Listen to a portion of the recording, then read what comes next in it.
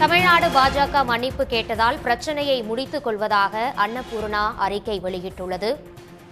Video வெளியிட்டவர் மீது நடவடிக்கை எடுக்கப்பட்டு விட்டது என்றும் அன்னபூர்ணா நிறுவனர் சீனிவாசன் தெரிவித்துள்ளார். தவறான புரிதல் ஏற்பட்டு விட்டது, பிரச்சனைக்கு முற்றுப்புள்ளி வைக்க விரும்புகிறோம் என அன்னபூர்ணா நிறுவனர் சீனிவாசன் தெரிவித்துள்ளார். தமிழ்நாடு பாஜக மன்னிப்பு கேட்டதால் பிரச்சனையை இத்துடன் முடித்துக் கொள்வதாக அன்னபூர்ணா அறிக்கை வெளியிட்டுள்ளது. இத்தொடர்பான முழு விவரங்களை எமது செய்தியாளர் தென்னிலவன் வழங்க கேட்கலாம். தென்னிலவன், இது தொடர்பான முழு விவரங்கள்.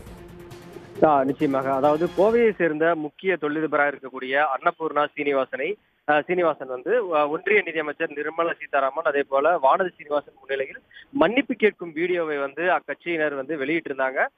இது வந்து பாத்தீங்கன்னா நாடு முழுவதும் மிகப்பெரிய அதிர்வலையை ஏற்படுத்தியதோடு ஒன்றிய நிதியமைச்சர் நிர்மலா சீதாராமன் மற்றும் பாஜகவினருக்கு கடும் கண்டனங்கள் வந்து எழுந்தது. இந்த நிலையில பாத்தீங்கன்னா இன்றைய தினம் கூட கோவையில வந்து காங்கிரஸ் கட்சியினர் மாநில தலைவர் செல்வ பெருந்தகை தலைமையில மிகப்பெரிய ஒரு கண்டன ஆர்ப்பாட்டத்தையும் நடத்திட்டு இருந்தாங்க. அதாவது தொடர்ந்து பாத்தீங்கன்னா பாஜக மற்றும் ஒன்றிய நிதியமைச்சரை கண்டித்து மற்ற தொழிலதிபர்கள் மட்டுமல்லாமல் பொதுமக்களும் வந்து தங்களது எதிர்ப்பை வந்து இணையதளம் மூலம், அதாவது சமூக வலைதளங்கள்ல வந்து கருத்துக்களை தெரிவிச்சிருந்தாங்க.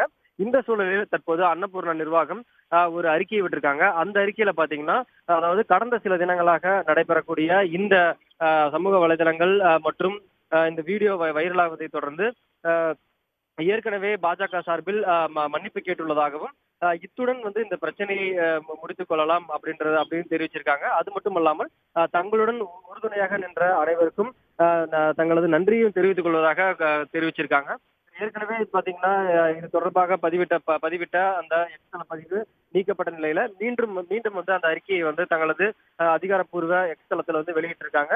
அதாவது பாஜக தமிழக பாஜக மன்னிப்பு கேட்டதை தொடர்ந்து தாங்கள் இந்த பிரச்சனையை வந்து அரசியலாக்காமல் இதோடு முடித்துக் கொள்ளலாம் அப்படின்றத தெளிவாக அவங்க தெரிவிச்சிருக்காங்க. உங்கள் விரிவான தகவல்களுக்கு நன்றி தென்னிலவன். உடனுக்குடன் செய்திகளை தெரிந்து கொள்ள சன் நியூஸ் பெல் ஐகானை கிளிக் பண்ணுங்க.